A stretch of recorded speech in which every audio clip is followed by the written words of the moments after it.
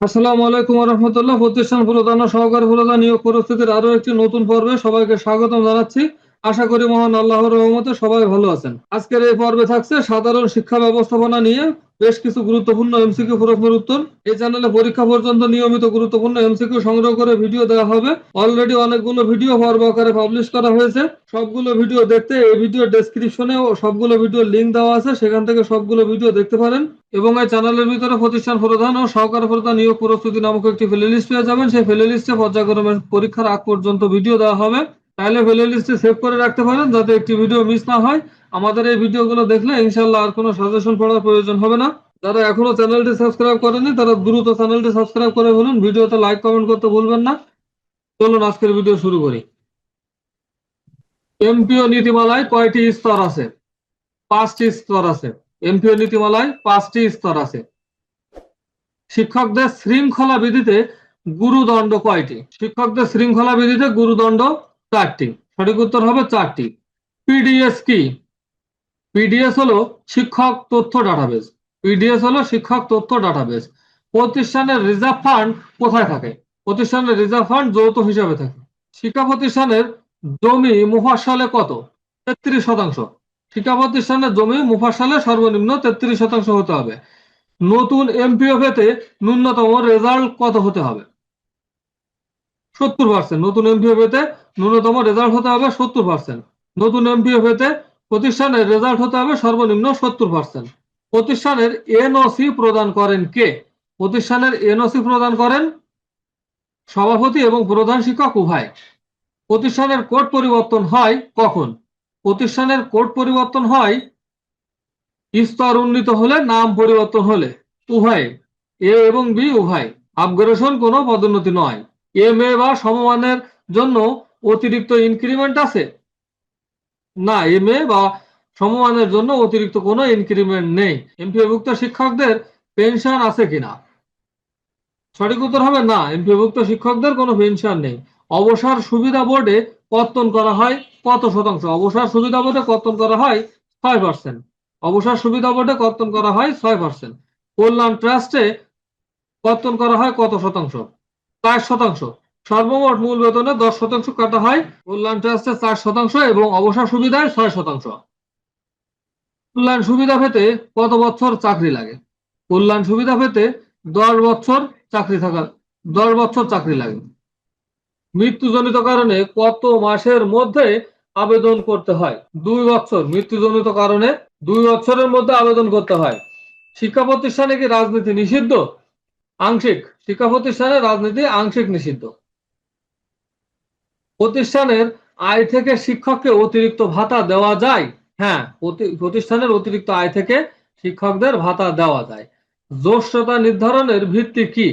উভয়। ইন্ডেক্স প্রাপ্তি এবং বয়স। জ্যেষ্ঠতা নির্ধারণের ভিত্তি ইন্ডেক্স প্রাপ্তি ও বয়স উভয়। ডিডিও কে?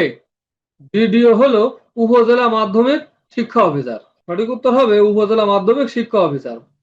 ব্যানবেইজ কি করে? ব্যানবেইজ শিক্ষা পরিসংখ্যান ও বার্ষিক জরিপ করে। শিক্ষা পরিসংখ্যান ও বার্ষিক জরিপ করে ব্যানবেইজ। ইআইআইএন নম্বর কত সংখ্যার হয়? ইআইআইএন নম্বর সাধারণত 6 সংখ্যার হয়। শিক্ষকদের টিএডি আছে কিনা? না, শিক্ষকদের কোনো টিএডিএ নেই। এনটিআরসি এর সুপারিশ করলে কি কমিটি নিয়োগ আটকাতে পারে? না, এনটিআরসি এর সুপারিশ করলে ম্যানেজিং কমিটি নিয়োগ আটকাতে পারে না। ভোকেশনাল শাখার শিক্ষকদের বেতন দেয় কে?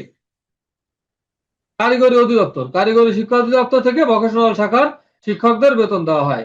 আইসিটি শিক্ষক নিয়োগ কি বাধ্যতামূলক? হ্যাঁ, আইসিটি শিক্ষক নিয়োগ বাধ্যতামূলক। শিক্ষা প্রতিষ্ঠানের জমি কত হতে হবে শহর অঞ্চলে? শিক্ষা প্রতিষ্ঠানের জমি শহর অঞ্চলে কত হতে হবে? 5%। শিক্ষা প্রতিষ্ঠানের জমি শহর অঞ্চলে হতে হবে সর্বনিম্ন 5%। নতুন শিক্ষক নিয়োগে ডেমো ক্লাস নেওয়া কি জরুরি? হ্যাঁ, নতুন শিক্ষক নিয়োগে ডেমো ক্লাস নেওয়া জরুরি। ইন্ডেক্স নম্বর কি? ইন্ডেক্স নম্বর হলো বেতন পরিচিতি। জাতীয়করণ হওয়া শিক্ষক কি এমপিও শিক্ষক থাকেন? না, জাতীয়করণ হওয়া শিক্ষক এমপিও শিক্ষক থাকেন না। শিক্ষা সফর কি বাধ্যতামূলক? না, শিক্ষা সফর বাধ্যতামূলক না।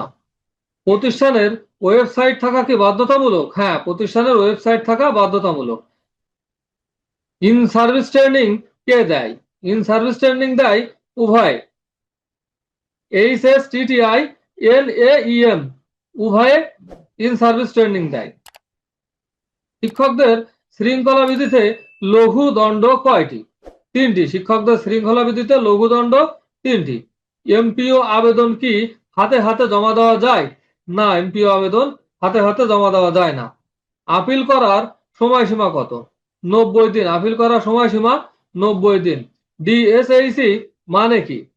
মাধ্যমিক ও উচ্চশিক্ষা অধিদপ্তর। DSHC এর মানে মাধ্যমিক ও উচ্চশিক্ষা অধিদপ্তর। স্কুল ক্যাবিনেট নির্বাচন হয় কোন স্তরে? ষষ্ঠ থেকে দশম স্তরে স্কুল ক্যাবিনেট নির্বাচন হয়। প্রতিষ্ঠানে অভিযোগ বক্স থাকা কি বাধ্যতামূলক? হ্যাঁ, প্রতিষ্ঠানে অভিযোগ বক্স থাকা বাধ্যতামূলক। স্কাউট অথবা গার্ল গাইড ফি কত? নির্ধারিত। স্কাউট অথবা গার্ল গাইড ফি নির্ধারিত। শিক্ষা প্রতিষ্ঠানের বার্ষিক ছুটি কত দিন? 75 দিন। শিক্ষা প্রতিষ্ঠানের বার্ষিক ছুটি 75 দিন। 2026 সালে বার্ষিক ছুটি 64 দিন করা আছে। শোকজ নোটিশ প্রদান করেন কে? নিয়োগকারী কর্তৃপক্ষ। শোকজ নোটিশ প্রদান করেন নিয়োগকারী কর্তৃপক্ষ। কমিটি ভেঙে দিলে দায়িত্ব নেয় কে? কমিটি ভেঙে দিলে দায়িত্ব নেয় ডিসি মনোনীত ব্যক্তি। সঠিক উত্তর হবে ডিসি মনোনীত ব্যক্তি। এমপিও ভুক্তিতে নারী কোটা কত শতাংশ? 20%। এমপিও ভুক্তিতে নারী কোটা 20%। শারীরিক শিক্ষা শিক্ষক কোন গ্রেড পান? 10ম গ্রেড পান। শারীরিক শিক্ষা শিক্ষক 10ম গ্রেড পান। গ্রন্থাগারিক পদটি কি ক্যাডার পদ? না, গ্রন্থাগারিক পদটি ক্যাডার পদ নয়। এমপিও নীতিমালায় কাম্য শিক্ষার্থী মানে কি? ন্যূনতম ছাত্র সংখ্যা। এমপিও নীতিমালায় কাম্য শিক্ষার্থী হলো ন্যূনতম ছাত্র সংখ্যা। এমপিও নীতিমালায় কাম্য ফলাফল মানে কি? উভয় পাশের হার এবং ফলাফল উন্নতি। নতুন জনবল কাঠামোতে কম্পিউটার ল্যাব অপারেটর পদটি আছে? হ্যাঁ, নতুন জনবল কাঠামোতে কম্পিউটার ল্যাব অপারেটর পদটি আছে। পিয়ন বা গার্ড কোন গ্রেডের অন্তর্ভুক্ত? 20তম গ্রেডের অন্তর্ভুক্ত। এই নীতিমালায় কোনো অস্পষ্টতা থাকলে সমাধান কার? শিক্ষা মন্ত্রণালয়। এই নীতিমালায় কোনো অস্পষ্টতা থাকলে সমাধান করবে শিক্ষা মন্ত্রণালয়।